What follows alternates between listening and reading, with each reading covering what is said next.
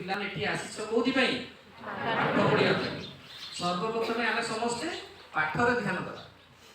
ଏଠି ଯେତେ ପିଲା ଅଛ ସମସ୍ତଙ୍କ ଦେହରେ ଗୋଟେ ଗୋଟେ କଳା ଭରିକିରି ରହିଛି।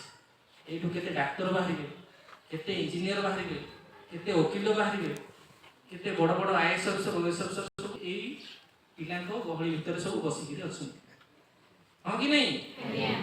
ମୋହନ ମାଝୀ କିଏ ସେ? ଆମର ମୁଖ୍ୟମନ୍ତ୍ରୀ। ସିଏ ବି ଦିନେ ଏତେ ପିଲା ଗଣରେ ବସିଥିଲେ। ସିଏ କ'ଣ ଜାଣିଥିଲେ ମୁଁ ଆଜି ମୁଖ୍ୟମନ୍ତ୍ରୀ ହେବି ବୋଲି? ଆଜି ସିଏ ଯାଇକିରି ଓଡ଼ିଶାର ମୁଖ୍ୟମନ୍ତ୍ରୀ ହେବେ। ଦ୍ରୌପଦୀ ମୁର୍ମୁ କିଏ ସିଏ? ରାଷ୍ଟ୍ରପତି। ସିଏ ମହାମହିମ ରାଷ୍ଟ୍ରପତି। ସିଏ ବି ଏମିତିଆ ପିଲାଙ୍କ ଗଣରେ ବସିଥିଲେ। ସିଏ କେବେ ଭାବିନଥିଲେ ଯେ ମୁଁ ଦେଶର ସର୍ବୋଚ୍ଚ ସ୍ଥାନ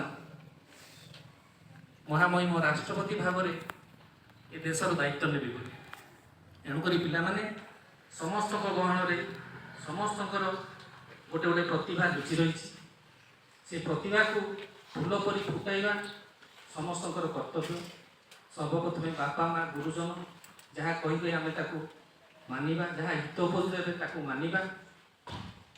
ଶିକ୍ଷକ ଶିକ୍ଷୟିତ୍ରୀ ଯାହା ପାଠ ପଢ଼େଇବେ ତାକୁ ମନ ଦେଇ ପାଠ ପଢ଼ିବା।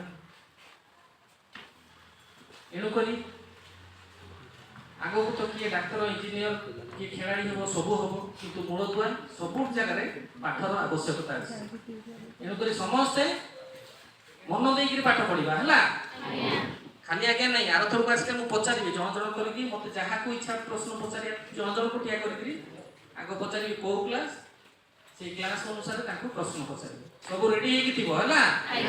ହଁ, ବଡ଼ ଜୋର ଆଜ୍ଞା ମାରୁଛ। ଠିକ୍ ଅଛି, ଏତିକି କହି ରହୁଛି। ଧନ୍ୟବାଦ।